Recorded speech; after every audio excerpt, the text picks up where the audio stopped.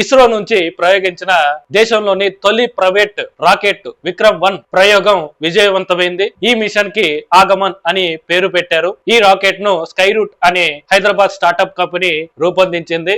ఈ కంపెనీని 2018 లో ఇస్రో మాజీ సైంటిస్టులు పవన్ కుమార్ చందన్ అండ్ నాగ్ భరత్ అనే ఇద్దరు వ్యక్తులు స్థాపించారు. గతంలో శాటిలైట్లను అంతరిక్షంలోకి పంపించాలంటే చాలా ఖర్చు అయ్యేది, పైగా టైం కూడా ఎక్కువ పట్టేది. సో ఆ సమస్యలకి పరిష్కారంగా తక్కువ ఖర్చుతో శాటిలైట్లను ప్రయోగించే రాకెట్లను తయారు చేయాలనే లక్ష్యంతో ఈ కంపెనీని తీసుకొచ్చారన్నమాట.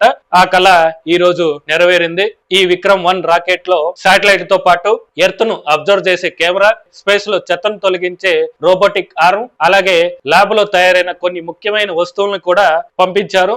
అయితే గత కొద్ది రోజులుగా చూసుకుంటే ఇస్రోలో 100 మందికి పైగా సైంటిస్టులు రాజీనామాలు చేస్తున్నారు. ఎందుకంటే అక్కడ ప్రెజర్ ఎక్కువైపోవటం, పైగా ఇస్రో కంటే ప్రైవేట్ కంపెనీలో ఎక్కువ శాలరీస్ ఇస్తూ ఉండటం వల్ల అక్కడికి వెళ్ళిపోతున్నారు. కానీ వాళ్ళ రాజీనామాలను ఇంకా ఆమోదించలేదు, పెండింగ్ లో పెట్టారు. ఇంకా డిస్కషన్స్ జరుగుతున్నాయి. సో ఇప్పటికైనా కేంద్రం దీని మీద దృష్టి పెట్టి ప్రైవేట్ ధీటుగా వాళ్ళకి శాలరీస్ పెంచితే బాగుంటుంది. సో దీని మీద మీ అభిప్రాయం ఏంటో కామెంట్ చేయండి. ఇన్ఫర్మేషన్ వస్తే ఒక లైక్ చేయండి.